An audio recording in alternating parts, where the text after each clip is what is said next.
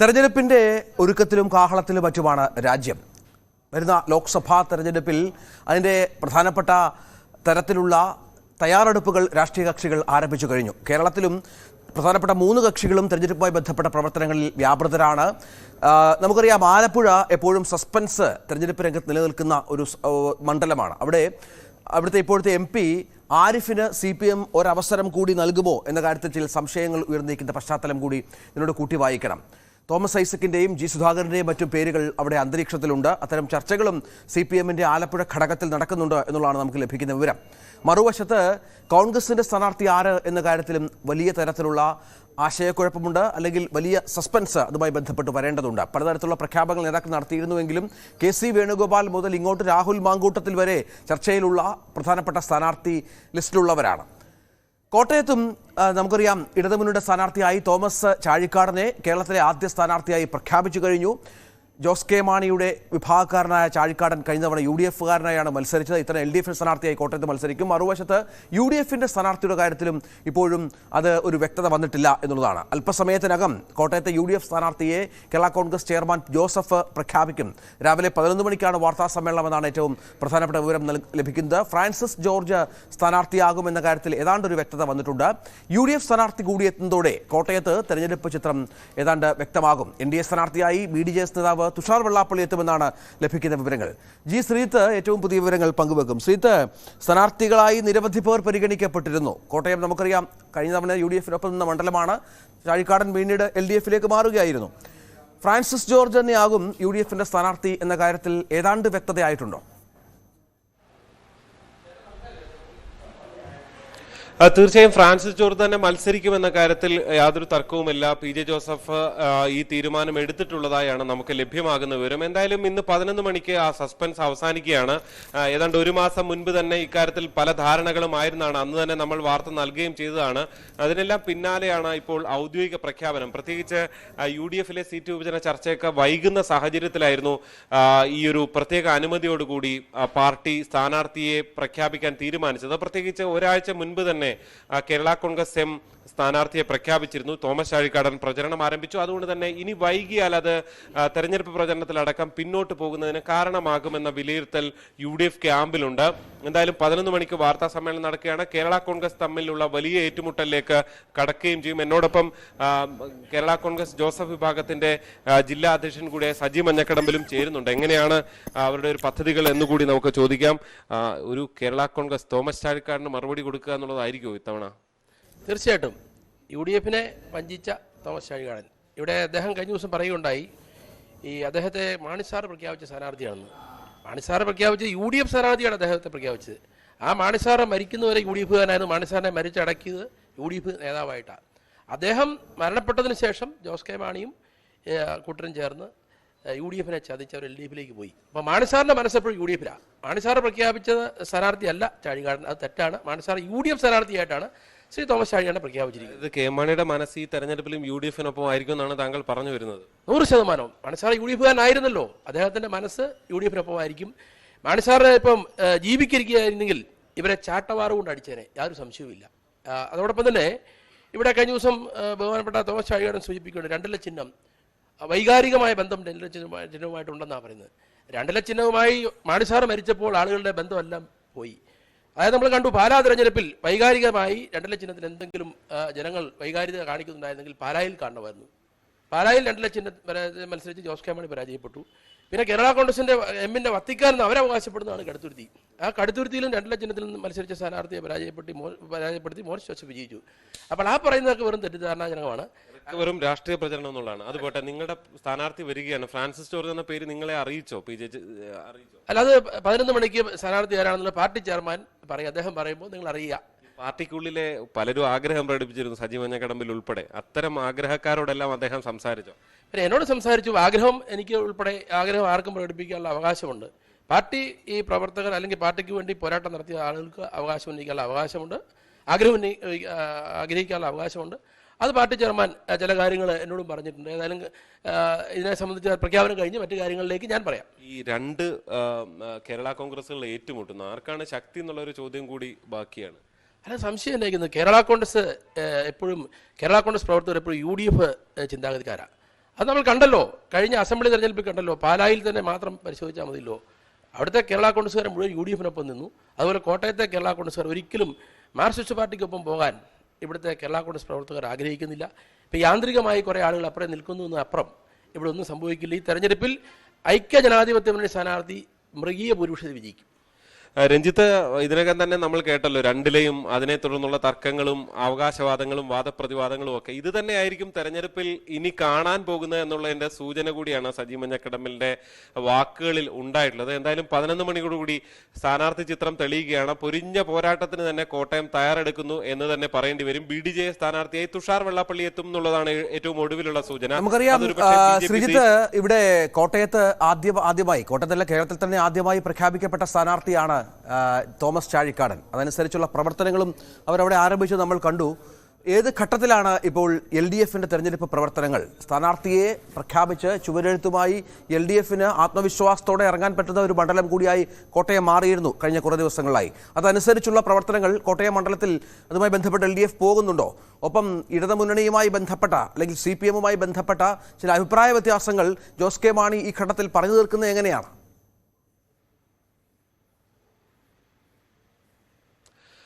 രഞ്ജിത്ത്, തീർച്ചയായും അവർ ഒരാഴ്ച മുൻപ് തന്നെ ഇത്തരം പ്രവർത്തനങ്ങൾ ആരംഭിച്ചിരുന്നു. ചുവരെഴുത്ത് തുടങ്ങി ഓടി നടന്നുള്ള ഉദ്ഘാടനങ്ങളിലാണ് തോമസ് ചാഴിക്കാടൻ ഉള്ളത്. പലയിടത്തും കീ വോട്ടർമാരെയൊക്കെ കാണാൻ തുടങ്ങിയിരിക്കുന്നു. അങ്ങനെ പ്രചരണം തുടങ്ങിക്കഴിഞ്ഞു.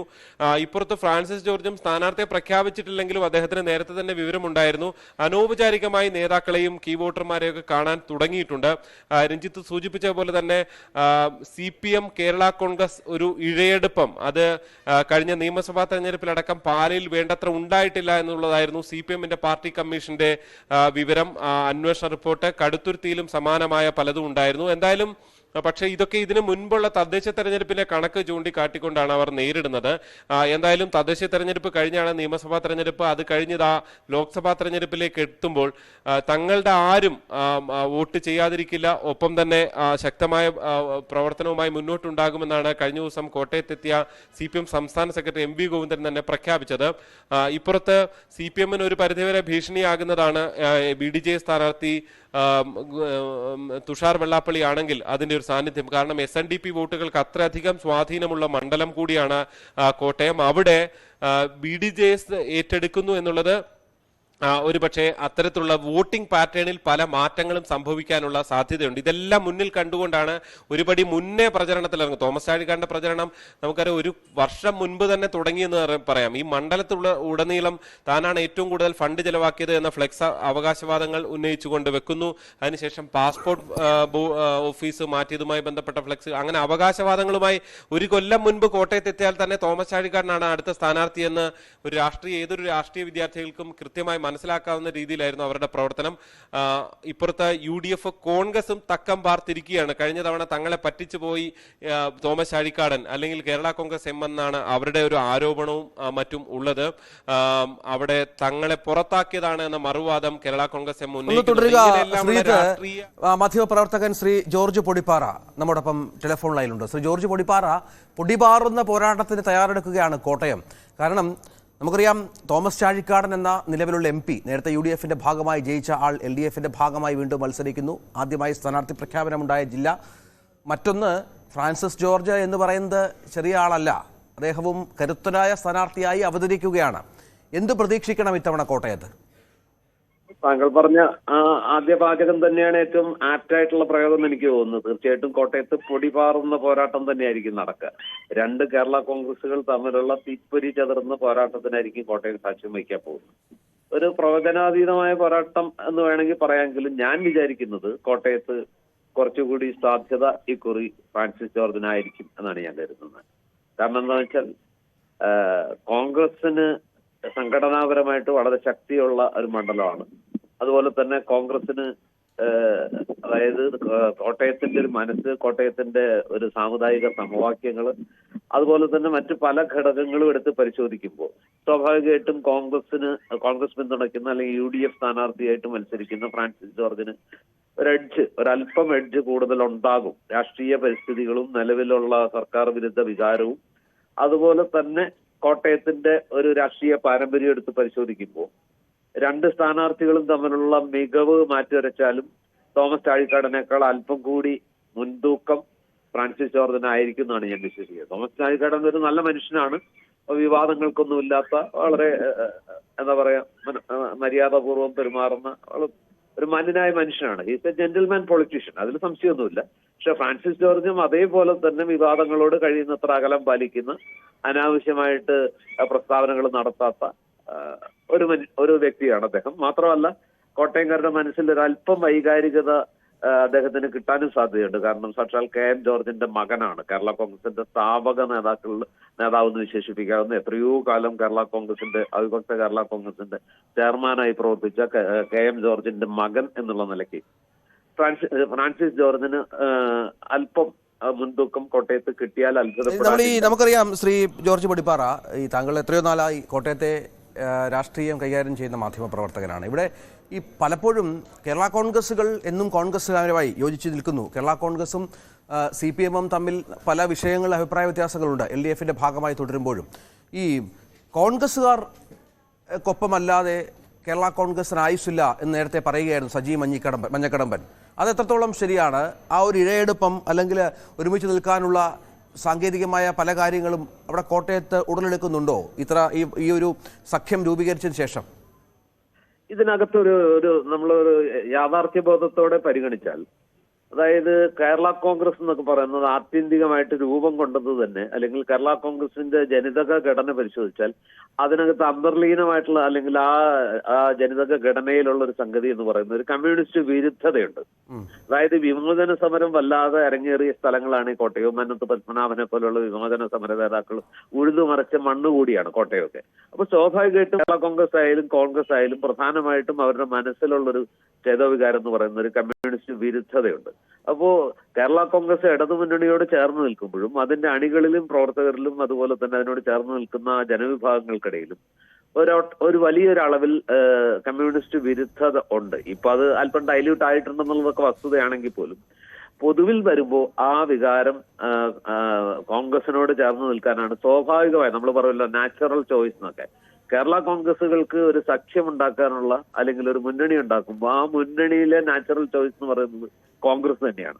അതാണ് സജി മഞ്ഞക്കടമ്പൻ പറഞ്ഞതിന്റെ ഒരു വസ്തുത. Shri George Podippara, Shri Stephen George Kerala Congress നേതാവ്, അദ്ദേഹം ടെലിഫോൺ ലൈനുണ്ട്. സ്റ്റീഫൻ ജോർജ്, പൊടിപാറുന്ന പോരാട്ടത്തിനാണോ കോട്ടയം സാക്ഷ്യം വഹിക്കാൻ പോകുന്നത്? ഫ്രാൻസിസ് ജോർജിനെ സ്ഥാനാർത്ഥിയെ അല്പസമയത്തിനകം പ്രഖ്യാപിക്കാൻ പോവുകയാണ് ജോസഫ്.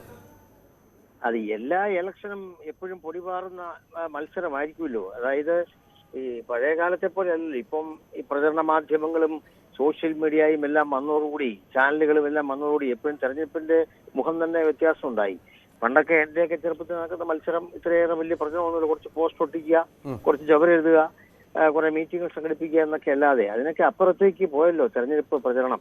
അപ്പോൾ തീർച്ചയായിട്ടും നല്ല മത്സരം. അത് കോട്ടയത്ത് മാത്രമല്ല, എല്ലാ നിയോജകമണ്ഡലങ്ങളിലും പൊടിപാറുന്ന മത്സരം നടക്കും. ഇവിടെ ബഹുമാനായ പൊടിപാറ പറഞ്ഞതുപോലെ എനിക്ക് തോന്നുന്നു കേരള കോൺഗ്രസ് അങ്ങനെ ഇടതുപക്ഷ മുന്നണിയോട് അങ്ങനെ ഒരു കേരള കോൺഗ്രസ് പ്രവർത്തകർക്ക് അങ്ങനെ ഒരു വിരോധമൊന്നും ഇപ്പൊ ഇല്ല. അത് പഴയ 1964 അനുഭവം വെച്ച് അദ്ദേഹം പറയുന്നു എന്നുള്ളതേ ഉള്ളൂ. അതിനകത്ത് കാര്യമില്ല. ഇപ്പൊ കേരള കോൺഗ്രസ് ഇപ്പൊ നമുക്കെതിരെ മത്സരിക്കുന്ന UDF-ന്റെ കക്ഷി നിൽക്കുന്ന ജോസഫ് ഗ്രൂപ്പ് എത്രയോ നാളായി ഇടതുപക്ഷ മുന്നണിയിൽ മന്ത്രിയായിരുന്നു. അവരെത്ര നാളെ ഇടതുപക്ഷ മുന്നണി എന്നതാണ് കരുണാകരനുമായിട്ടൊന്ന് പ്രസംഗി ഇടുക്കി സീറ്റ് കിട്ടാത്തതിന്റെ പേരിൽ ശ്രീ PJ ജോസഫ് സ്വതന്ത്രനായി മൂവാറ്റുപുഴ മത്സരിക്കുന്നതും കെട്ടിവെച്ച കാശ് പോകുന്നതൊക്കെ സാഹചര്യം ഉണ്ടായിട്ടില്ല. അതിനുശേഷം അവർ UDF-ലോട്ട് പിന്നെ LDF-ലോട്ടല്ലേ പോയത്. അപ്പൊ LDF പോയി അവിടെ എത്രയോ നാൾ നിന്നു.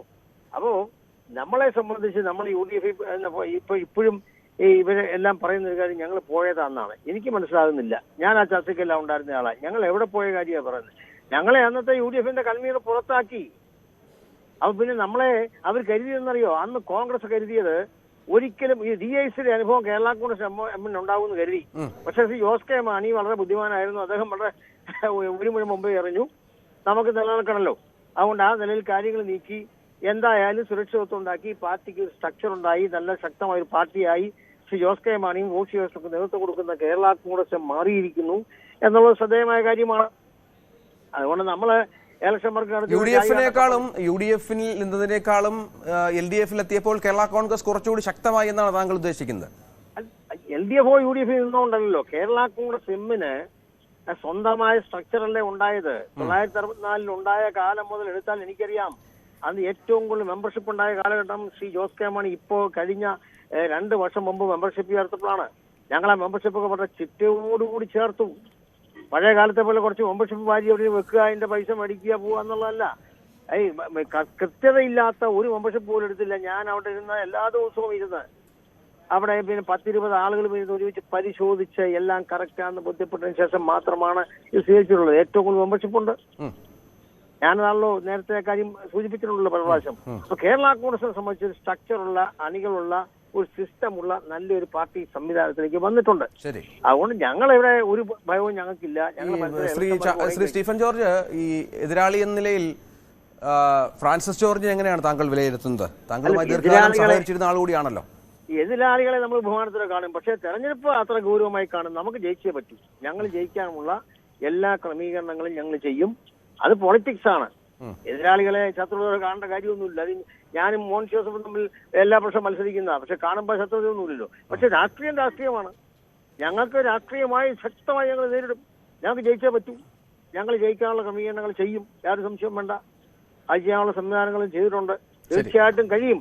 ഇടതുപക്ഷ ജനാധിപത്യ മുന്നിൽ കേരള കോൺഗ്രസിന്റെയും CPM-ന്റെയും ഇടതുപക്ഷ ജനാധിപത്യ മുന്നിൽ മുഴുവൻ വോട്ട് സമാഹരിച്ചാൽ നമുക്കിതവണ ജയിക്കാനൊരു ബുദ്ധിമുട്ടുമില്ല. കോട്ടയത്തെ സംബന്ധിച്ച് നല്ല സ്ഥാനാർത്ഥിയാണ്. അദ്ദേഹം ചെയ്തിട്ടുള്ള കാര്യങ്ങളൊക്കെ ജനങ്ങൾക്കറിയാം. നന്നായി പ്രവർത്തിച്ചിട്ടുള്ള ഒരു MP ആണ്. കിട്ടിയ ഫണ്ടെല്ലാം പൂർണ്ണമായി വിനിയോഗിച്ചു. ആ നിലയിൽ നല്ല സ്ഥാനാർത്ഥിയായതുകൊണ്ട് നല്ല റിസൾട്ട് ഉണ്ടാകും. ഞങ്ങൾക്ക് ജയിക്കാൻ കഴിയുമെന്ന് തന്നെയാണ് നമ്മുടെ വിശ്വാസം. Stephen George, Shri George Podippara, അതാണ് സ്റ്റീഫൻ ജോർജ് പറയുന്നത്. അതായത് 1964 രീതിയിലല്ല ഇപ്പോൾ കാര്യങ്ങൾ. CPM-മായി യോജിച്ചു പോകുന്നതിന് തൽക്കാലം തടസ്സമില്ല. അണികൾക്കും എന്തെങ്കിലും പ്രശ്നമുണ്ടെങ്കിൽ അത് മാറി ഒന്ന് സമരസപ്പെട്ടു വരുന്നു എന്നാണ് അദ്ദേഹം പറഞ്ഞു വെക്കുന്നത്. അല്ല, അദ്ദേഹം പറയുന്നത് സ്വാഭാവികമായിട്ടും അദ്ദേഹത്തിന്റെ അനുഭവം കൊണ്ട് പറയുന്നതാകാം. അത് ഒരു പരിധിവരെ നമുക്ക് നിഷേധിക്കാനും പറ്റില്ല. കാരണം കേരള കോൺഗ്രസിനെ സംബന്ധിച്ചിടത്തോളം ഒരു പ്രത്യയശാസ്ത്രമായ അടിത്തറയ്ക്ക് അപ്പുറത്ത് കേരള കോൺഗ്രസിന്റെ രാഷ്ട്രീയം എന്ന് പറയുന്നത് ഒരു പരിധിവരെ അധികാര രാഷ്ട്രീയമാണ്. ഏത് സാഹചര്യത്തിലായാലും അധികാരത്തിലേക്ക് എത്താനുള്ള വഴികൾ, അത് ഇടതുപക്ഷത്തിന്റെ കൂടെയാണെങ്കിൽ അങ്ങനെ, UDF-ന്റെ കൂടെയാണെങ്കിൽ അങ്ങനെ, ആ രീതിയിൽ എപ്പോഴും അധികാരം ഉറപ്പിക്കണം, അല്ലെങ്കിൽ അതിൽ പങ്കാളികളാകണം എന്നുള്ള ഒരു രാഷ്ട്രീയ അജണ്ട എപ്പോഴും കേരള കോൺഗ്രസ് സൂക്ഷിക്കാറുണ്ട്. അതുകൊണ്ടാണ് ജോസഫ് ഗ്രൂപ്പ് അപ്പുറത്ത് പോയത്, ഇപ്പുറത്ത് വന്നതും, ഇപ്പുറത്ത് വന്നതും അപ്പുറത്ത് പോയതും എല്ലാം കൂട്ടിവെച്ച് വായിക്കുമ്പോൾ നമ്മൾ കാണുന്ന ഒരു കാഴ്ച എന്താന്ന് വെച്ചാൽ ഏത് ഘട്ടത്തിലും ജയിക്കുന്ന ആ ഒരു സാഹചര്യം, അല്ലെങ്കിൽ ആരാണോ ജയിക്കാൻ സാധ്യത ആ ചേർന്ന് നിൽക്കുക എന്നുള്ളൊരു സമീപനം അവർക്കുള്ളതാണ്. പക്ഷെ ഇവിടെ ഇപ്പോൾ ഉണ്ടാകാൻ പോകുന്ന പ്രശ്നം എന്താണെന്നറിയോ? ഞാൻ കാണുന്ന കാഴ്ച, കോട്ടയം എന്ന് പറയുന്നത്, ഇപ്പൊ നമ്മൾ പുതുപ്പള്ളിയിലെ ഇലക്ഷൻ കണ്ടു. പുതുപ്പള്ളിയിൽ കേരള കോൺഗ്രസിന് ശക്തിയുള്ള മേഖലകളൊക്കെ ഉണ്ടായിരുന്നു. ആ മേഖലകളിലൊന്നും ആ വോട്ടുകൾ ഇടതുപക്ഷത്തിന് വീണതായിട്ട് കണക്കുകൾ നമ്മളെ ബോധ്യപ്പെടുത്തുന്നില്ല. മറിച്ച് മറുവശത്ത് വീണതാണെന്ന് വിശ്വസിക്കാൻ ഒരുപാട് ന്യായങ്ങളുണ്ട് താൻ. അപ്പൊ അത് സ്വാഭാവികമായിട്ടും അവർ എന്താ പറയാ, മുന്നണി മറന്ന് കേരള കോൺഗ്രസിന്റെ വോട്ടർമാര് പഴയ UDF ഓർമ്മയിൽ ഉമ്മൻചാണ്ടിയുടെ മകൻ വോട്ട് ചെയ്തു എന്ന് വിചാരിക്കാനാണ് ന്യായം കൂടുതൽ. അത് തന്നെ ഇപ്പോഴത്തെ ഒരു സാഹചര്യത്തിൽ എന്തായിരിക്കാം ഈ തെരഞ്ഞെടുപ്പിലെ ഏറ്റവും വലിയ വിഷയം? ഈ തെരഞ്ഞെടുപ്പിൽ ഉണ്ടാകാൻ പോകുന്ന ഏറ്റവും പ്രധാനപ്പെട്ട വിഷയം എന്ന് പറയുന്നത് ദേശീയ രാഷ്ട്രീയത്തെക്കാൾ കോട്ടയത്ത് പ്രതിഫലിക്കാൻ പോകുന്നത് 2 കേരള കോൺഗ്രസുകൾ തമ്മിലുള്ള അതിഭയങ്കരമായ ഒരു ശക്തി പരീക്ഷണം. ഒപ്പം നിലവിലുള്ള സംസ്ഥാന ഗവൺമെന്റിന് നേരെയുള്ള ജനവിരുദ്ധ അല്ലെങ്കിൽ ഭരണവിരുദ്ധ വികാരം. ഇപ്പോ നമുക്കറിയാം, സാധാരണ ജനങ്ങൾ ഏതർത്ഥത്തിൽ നോക്കിയാലും ശരി സാമ്പത്തിക പ്രതിസന്ധിയിൽ നട്ടം തിരിയുന്നു. അതുപോലെ തന്നെ സർക്കാരിനെതിരെ ഗുരുതരമായ അഴിമതി ആരോപണങ്ങൾ ഉയരുന്നു. ഇങ്ങനെ ഒട്ടേറെ കാര്യങ്ങൾ UDF-ന് ശക്തമായി മുന്നോട്ട് വെക്കാൻ സാധ്യതയുള്ളപ്പോ അവിടെ അരങ്ങേറാൻ പോകുന്നത് സംസ്ഥാന രാഷ്ട്രീയത്തിന്റെ ഒരു ഉരകല്ല് തന്നെയാണ്. കേരള കോൺഗ്രസുകൾ തമ്മിലുള്ള ഒരു ശക്തി പരീക്ഷണത്തിനോടൊപ്പം തന്നെ 2 മുന്നണികളും സർക്കാരിനെതിരായിട്ടുള്ള ജനവികാരവും പ്രതിഫലിക്കുകയാണെങ്കിൽ കോൺഗ്രസിന്റെ ഒരു, അല്ലെങ്കിൽ കോട്ടയത്തിന്റെ ഒരു പൊതു സ്വഭാവം അനുസരിച്ച് അത്തരം ഘട്ടങ്ങളെ മറികടന്ന് വിജയിക്കാൻ ആവശ്യമായ രാഷ്ട്രീയ അടിത്തറ LDF-ന് കോട്ടയത്തില്ല. അത് കേരള കോൺഗ്രസ് കൂടി ചേർന്നാൽ പോലും ഒരു വിഭാഗം കോൺഗ്രസും കേരള കോൺഗ്രസും കോൺഗ്രസിന്റെ ശക്തമായ ബഹുജന അടിത്തറയും എല്ലാം കൂടി ചേരുമ്പോൾ കോട്ടയത്ത് ഇതുവരെയുള്ള സർവേ ഫലങ്ങളെല്ലാം സൂചിപ്പിക്കുന്നു അത് തന്നെയാണ്. സ്വാഭാവികമായിട്ടും ഞാൻ വിചാരിക്കുന്നത് അവിടെ UDF കുറച്ചുകൂടി സുരക്ഷിതമാണ് എന്ന് തന്നെയാണ്. അതാണ് ഈ ഇപ്പോഴത്തെ രാഷ്ട്രീയ സാഹചര്യങ്ങൾ വിലയിരുത്തിക്കൊണ്ടാണ് ഞാൻ പറയുന്നത്. ശരി, അത് അങ്ങനെ സംഭവിക്കാൻ എന്ന് തന്നെയാണ് ഞാൻ വിശ്വസിക്കുന്നത്. നന്ദി ശ്രീ ജോർജ് പൊടിപ്പാറ ഈ വിഷയത്തിൽ താങ്കളുടെ പ്രതികരണത്തിന്. ശ്രീ സ്റ്റീഫൻ ജോർജും ഈ വിഷയത്തിൽ ന്യൂസ് 18നോട് സംസാരിച്ചിരുന്നു. ഏതായാലും കോട്ടയത്ത് പോരാട്ടം ശക്തമാവുകയാണ്. ഫ്രാൻസിസ് ജോർജിനെ 11 മണിക്ക് ജോസഫ് പ്രഖ്യാപിക്കും സ്ഥാനാർത്ഥിയായതോടെ ഇരു സ്ഥാനാർത്ഥികളും കളത്തിലിറങ്ങും. മറുവശത്ത് തുഷാർ വെള്ളാപ്പള്ളിയാകും BDJSന്റെ NDAയുടെ സ്ഥാനാർത്ഥിയായി എത്തുക എന്നുള്ള സൂചനകളും ലഭ്യമാകുന്നുണ്ട്.